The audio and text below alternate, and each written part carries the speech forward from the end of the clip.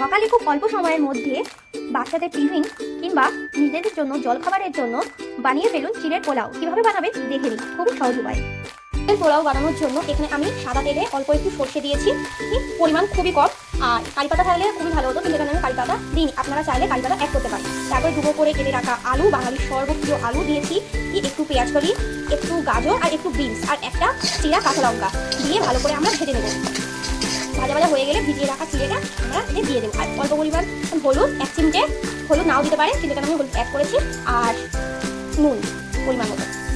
এটা আমি ভালো করে ধুয়ে নিয়েছি। ধুয়ে নেওয়ার পর এখান থেকে আমি জল ছাড়িয়ে চিড়েগুলো ভালো করে হাতের সাহায্যে জলটা একদম ছাড়িয়ে চিড়েটা আমরা দিয়ে দেবো। এরকম প্রসেসে চিড়েটা আমরা পুরোটা দিয়ে ভালো করে একটু মারতে হবে যাতে নিচে না লেগে যায়। এখানে চিড়েটা দেওয়ার পরে কিন্তু আমাদের ঠিক এরকম দেখতে হয়েছে। এবার ভালো করে আমরা নেড়ে নেবো। জলে কিন্তু চিড়েটা বেশিক্ষণ রাখবেন না, তাহলে একদম চিড়েটা নরম হয়ে যেতে পারে। আর এখানে আমি ইউজ করেছি নর্মাল যে চিড়ে, এই চিড়ে কিন্তু থেকে বেশি ভালো হবে দোকানে যদি বলে নেন যে চিড়ের পোলাও করার জন্য চিড়ে, ওই চিড়ে একটু টেস্টে সরু সরু হয় এবং শক্তও হয়। এতে এবার আমরা একটু মিষ্টি অ্যাড করে দেবো যাতে পোলাওটা একটু মিষ্টি মিষ্টি লাগে।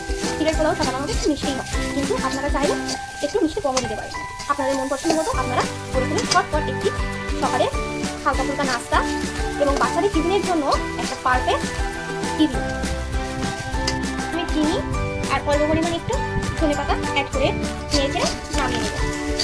খুব সহজে একটি সকালে জলখাবার এবং বাচ্চাদের টিফিন তৈরি হয়ে গেল সেলফ।